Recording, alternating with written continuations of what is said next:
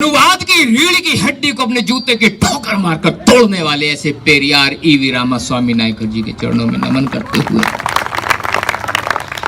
London में जाकर general Dyer की छाती में गोली मारकर अपना नाम शहीदों में शुमार कराने वाले सरदार उधम सिंह जी के चरणों में नमन करते हुए शोषित पीड़ित दबे कुचले समाज में शिक्षा का बीज रोपित करके उन्हें शिक्षा के मार्ग पर आगे लेकर के आने वाले ऐसे महामना महापरिनिर्वाण प्राप्त राष्ट्रपिता ज्योतिबा फूले जी के चरणों में नमन करते हुए हमारी माताओं बहनों में आत्मविश्वास की गंगा फूंककर उन्हें शिक्षा का मार्ग दिखाकर पुरुषों के समकक्ष कंधे से कंधा मिलाकर के आगे बढ़ने की प्रेरणा देने वाली ऐसी हमारी मां माता सावित्रीबाई फूले जी के चरणों में नमन करते हुए जब फूले दंपत्ति को घर से निकाल दिया गया तो उन्हें संरक्षण देने वाली ऐसी हमारी मां माता फातिमा शेख जी के चरणों में नमन करते हुए जिसे भारत में लोग झांसी की रानी समझ रहे थे, जिसने अंग्रेजों के दांत खट्टे कर दिए और अंग्रेजों को खदेड़ने का काम करने वाली ऐसी हमारी मां माता झलकारी बाई जी के चरणों में नमन करते हुए पूरे उत्तर भारत में नीले रंग का परचम लहराने वाले, पूरे उत्तर भारत में नीले रंग का महत्व समझाने वाले संसद में बाबा साहब डॉक्टर भीमराव अंबेडकर की प्रतिमा का अनावरण करके पूरे समाज को सत्ता के मंदिर में जाकर के सत्ता को अपने हाथ में लेने की प्रेरणा देने वाले ऐसे महामना महापरिनिर्वाण प्राप्त बुद्ध प्रिय मौर्य जी के चरणों में नमन करते हुए और ये छितरावा समाज तेली तमोली खटीक धीमर चूड़े चमार हीर महार लुहार कुर्मी धानुक और हजारों जातियों में बटे हुए समाज को बहुजन समाज नाम की माला में फूलों की तरह सहेज कर रखने का काम करने वाले ऐसे महापरिनिर्वाण प्राप्त महामना मान्यवर साहेब काशीराम जी के चरणों में नमन करते हुए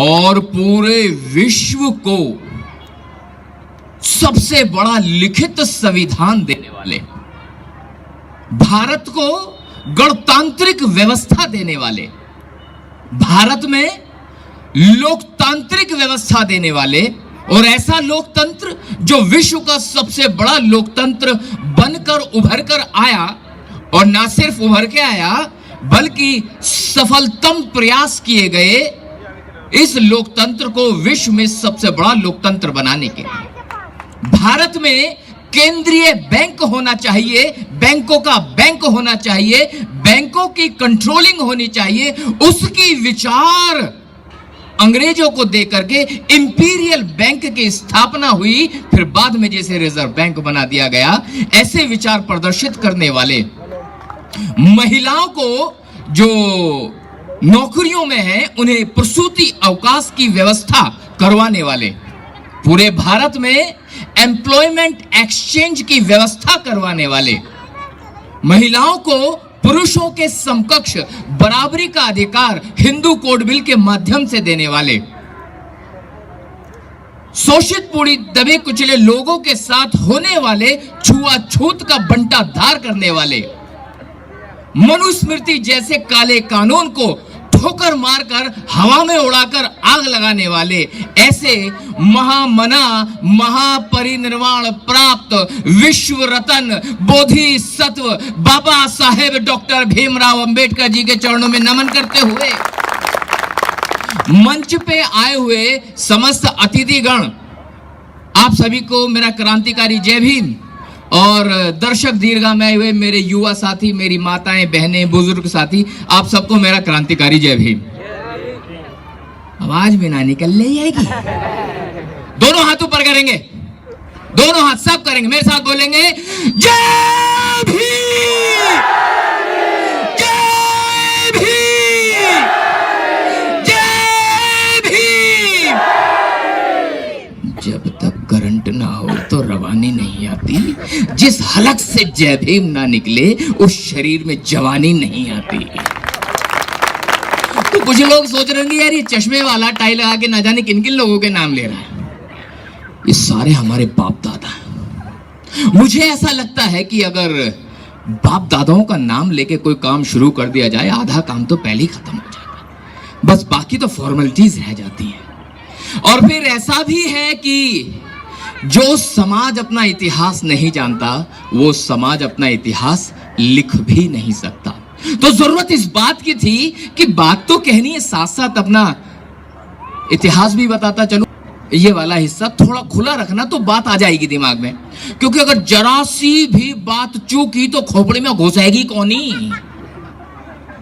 हुआ यूं, अंधेरी काली रात, गहरी काली रात, अमावस्या की रात है, चंद्रमा भी दिखाई नहीं दे रहा, बस दूर कहीं आकाश में बड़े ही छोटे छोटे तारे टिमटिमाते दिखाई दे रहे थे। और एक ज्योतिषी बस यूं ही उन सितारों को निहारता चला जा रहा था। न जाने किन गणनाओं में खोया हुआ था। कभी किसी सितारे को देख करके चेहरे पे मुस्कुराहट आ जाती थी, फिर किसी अन्य सितारे को देख करके जैसे उसके अरमान मर जाते थे। आंखें तो तत्पर उस आकाश की तरफ लगी रही, परंतु ये जो पैर थे ये जमीन पर ही थे। मानो जैसे वो उन सितारों के माध्यम से ग्रहों का अध्ययन कर रहा हो। उन ग्रहों का अध्ययन भी करता जा रहा था और धीरे धीरे पद चिन्हों को पीछे छोड़ते हुए उसके पैर आगे की तरफ बढ़ते चले जा रहे थे। जिस व्यक्ति की नजरें आकाश में होती हैं तो संभवतः उसका संबंध धरती से कट जाता है। और ये जो सत्य था, इतना गंभीर सत्य था जो उस पर भी लागू हुआ। वह जोशी बस उन सितारों की गणनाओं में उलझा रहा और वहीं सड़क के किनारे कहीं एक सूखा कुआं था। रास्ता भटक गया, पता नहीं चला कि रास्तों में कुएं और गड्ढे भी हो सकते थे। अचानक आंखों ने धोखा खा लिया, पैर कुएं की तरफ बढ़ते चले गए और अंततः वह व्यक्ति कुएं में जा गिरा। जैसे ही कुएं में गिरा तो उसकी निद्रा टूटी। उसे पता चला कि मेरी आंखें तो लगातार उन ग्रहों की गणना करने में लगी रही, परंतु इन मेरे पैरों के साथ क्या हुआ? मैं ये कहां आ गया हूं? ये तो बहुत गहरा गड्ढा है। ऊपर देखता हूं तो बहुत ऊंचाई दिखाई प्रतीत होती है। चीखने लगा, चिल्लाने लगा, कोई तो मुझे बचा लो, कोई तो होगा जो आकर के मुझे इस कुएं से बाहर निकालेगा।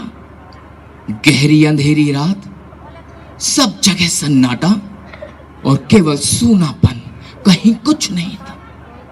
चीखता रहा, चिल्लाता रहा, आवाज किसी के कानों तक नहीं पहुंची क्योंकि गांव भी काफी दूर था।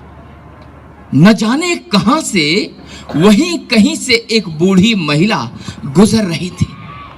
न जाने कहां से वो आ रही थी, न जाने कहां वो जा रही थी, उसका उद्देश्य क्या रहा होगा। इतनी रात्रि में अपने घर से बाहर सड़क पर जा रही होगी। निरुद्देश्य जो भी रहा हो किसी को नहीं पता, लेकिन उसने सुना कि एक कुएं के अंदर कोई व्यक्ति गिरा है, चीख रहा है, चिल्ला रहा है।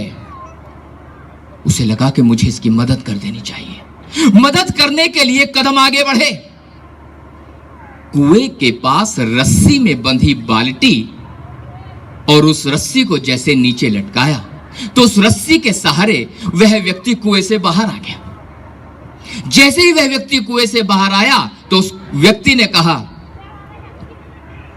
बहुत बहुत धन्यवाद माता, आज तुमने मेरे प्राणों की जान बचाई, मेरा जीवन मुझे वापस दे दिया, अन्यथा मैं तो इस कुएं में ही रहता और मर जाता, शायद कोई मुझे ढूंढ भी ना पाता। तुझे शायद पता नहीं है अम्मा कि मैं एक बहुत बड़ा ज्योतिषी हूं। मैं इतना बड़ा ज्योतिषी हूं कि दुनिया भर से बड़े बड़े ज्योतिष मेरे पास आते हैं और मुझसे शिक्षा प्राप्त करते हैं, मुझसे ज्योतिष का ज्ञान प्राप्त करते हैं,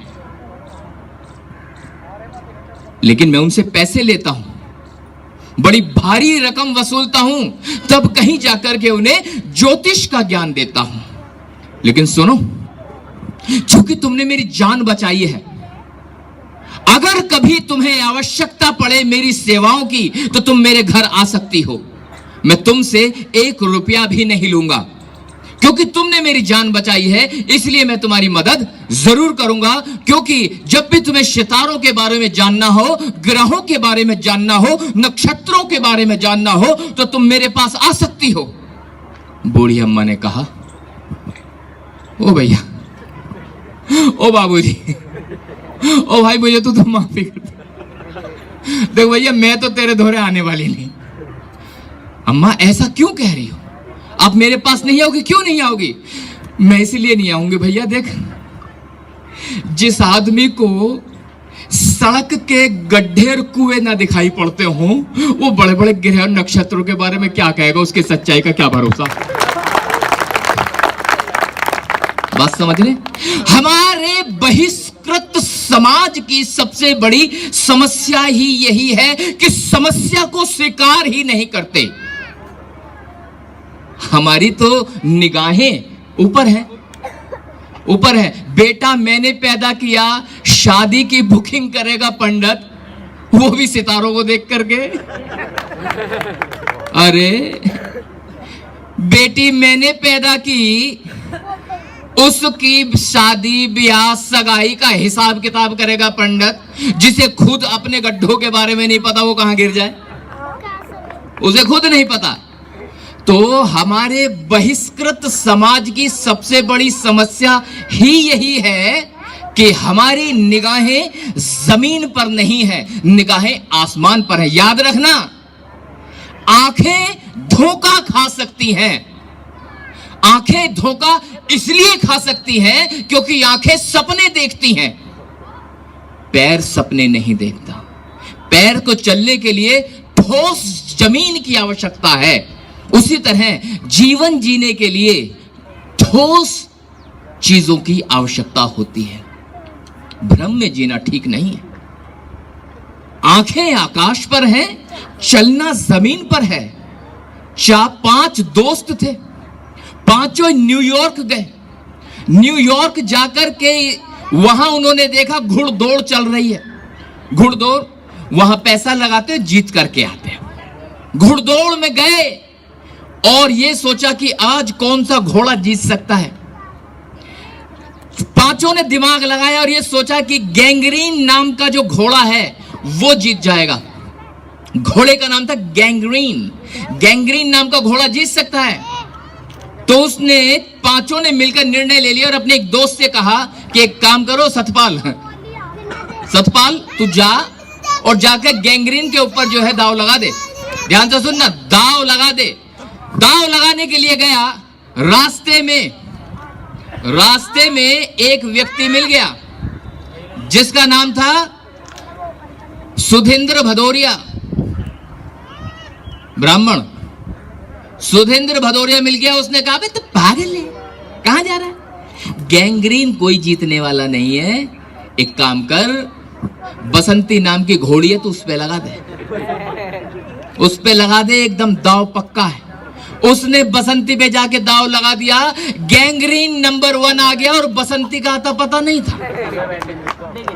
बसंती का नहीं पता चला कि क्या हुआ बसंती का। खैर, पहला दाव हार गए। दूसरा दाव लगाने के लिए प्लानिंग हो गई कि अगला दाव लगाएंगे। अगला दाव लगाने के लिए फिर से प्लान किया और अपोलो नाम के घोड़े पर दाव लगाना चाहा। फिर उसी आदमी से कहा कि तू जा और ये ले पैसे और जाके दाव लगा दे। जब दाव लगाने जा रहा था, रास्ते में सुधींद्र भदौरिया फिर मिल गया। कह रहा, क्या बात कर रहा है? ग्रह तो ये कह रहे हैं कि अपोलो का आसपास कुछ भी नहीं है। एक काम कर, तू चेतक पे जाके दाव लगा। वो गया, उसने चेतक पे दाव लगा दिया। अपोलो नंबर 1 आया, चेतक का आता पता भी नहीं था। फिर वापिस आए, बड़ा उदास हो गए कि यार जितने दाव लगा रहे सारे दाव फेल हो रहे हैं। अब तो पैसे भी खत्म हो रहे, कुछ पैसे बचे, एक काम कर, छोड़ सारी कहानी, अब दाव वाव कुछ नहीं लगाते, जा थोड़े से काजू खरीद ले, काजू खा लेंगे। अब वही व्यक्ति काजू लेने गया, रास्ते में फिर मिल गया सुदेंद्र भदौरिया। उसने कहा काजू, काजू का क्या करे, काजू भी खाने की चीज हो रहे, मूंगफली ले ले, अबे सस्ती पड़ेगी, विटामिन ई भी मिलेगा, खामेगा क्यों पैसे फूकने लग रहा। तो मूंगफली लेकर आ गया। उसने पूछा तू मूंगफली क्यों लाया है, कि रास्ते में सुदेंद्र भदौरिया मिल गया था। एक भी दाव कामयाब नहीं हुआ जब तक इस सुदेंद्र भदौरिया की बात आप मानते रहोगे। हर दाव फेल होगा, हर दाव फेल होगा। कितनी बार जात लगाने गए, लगाया दाव, साला कर्जा लेके, क्या मिला। कितनी बार जागरण करा, दाव लगाया कि अब तो काम चलेगा, अब तो बच्चे आगे बढ़ेंगे, बताओ क्या मिला। कितनी बार बकरे करे तुमने मीरा के नाम के, कितनी बार तुमने जहर के नाम के बकरे करे, दाव लगाया, बताओ क्या मिला। हर दाव हारा, हर दाव हारा है। जानते हो क्यों हारा है? क्योंकि रास्ते में सुदेंद्र भदौरिया मिल रहा था। हर दाव हारा है। और मैं ये कह रहा हूं, जब तक सुदेंद्र भदौरिया पे भरोसा करोगे तब तक दाव हारते रहोगे, कोई दाव जीत नहीं सकते।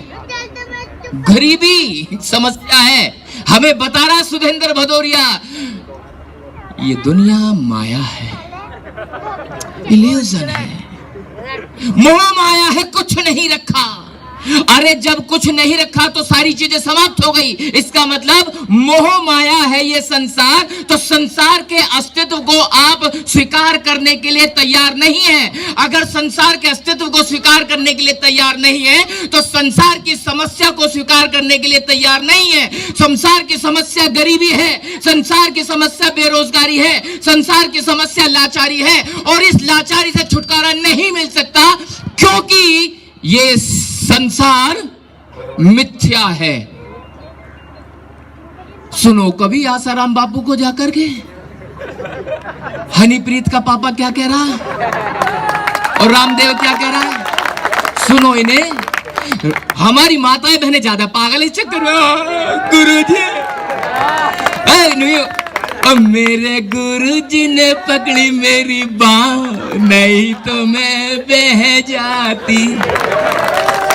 गुरु ना हो गया, गुरु घंटा लेगो, गुरु ना हो गया है तो वो ये कह रहा है कि सब इल्यूजन है, कुछ है ही नहीं। मतलब आंखों को धोखा दिया जा सकता है, पैरों को धोखा नहीं दिया जा सकता। समस्या यहां की है, समाधान वहां ढूंढ रहे हैं। कोई अगर गरीब है तो जानते हो उसे क्या सिखाया गया? अबे तेरे पिछले कर्म खराब थे तो इसलिए गरीब है। अब पिछले कर्म कैसे करे उसे बेचारे को खुद समझ में नहीं आ रहा।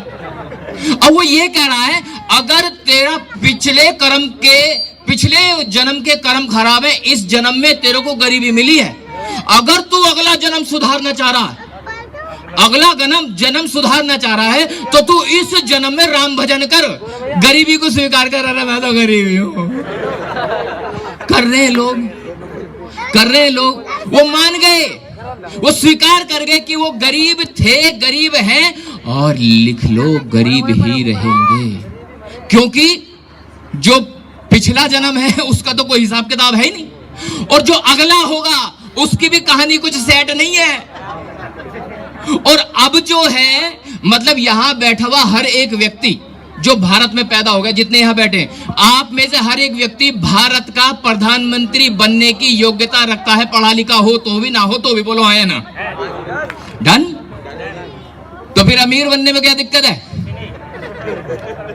अमीर बनने में क्या दिक्कत है? बुद्ध ये तो कह रहे थे अत्तो दीपो भव, अपने दीपक स्वयं बनो, लेकिन हम क्या ढूंढ रहे हैं? हमारी आंखें उसमें नक्षत्रों में। ऐ भैया देखो ब्याह सुझवा तो लेता, तुम कनागतों में ना करते हैं भैया, कनागतों में ना। मेरे घर में जब चमार था तो मेरे घर में मीरा पूछती थी, मीरा तो मेरी दादी कह रहे हो भैया बहन तो सुअर का गोश्त ना खाइए, पागल हो जाएगा तो पागल हो जाएगा। और भाई साहब एक दिन मैंने जो है जंगली पेल दिया, मैंने गुच्ची काचर सब पेल दी। और देख लो कैसा हूं मैं आपके सामने। मेरी मां कह रही तुझसे तू पागल ही हो गया। अगर ऐसा पागल हुआ जा रहा है तो ठीक है, मैं पागल ठीक हूं। अगर ऐसा पागल हुआ जा रहा है तो मैं पागल ठीक हूं। तो समस्या यह है कि हम यथार्थ की समस्याओं को स्वीकार करने की बजाय आंखें नक्षत्रों पर है। मैं अपनी बात समाप्त करता हूं और भविष्य में कभी मौका मिला तो फिर से आऊंगा। तब तक के लिए जय भीम।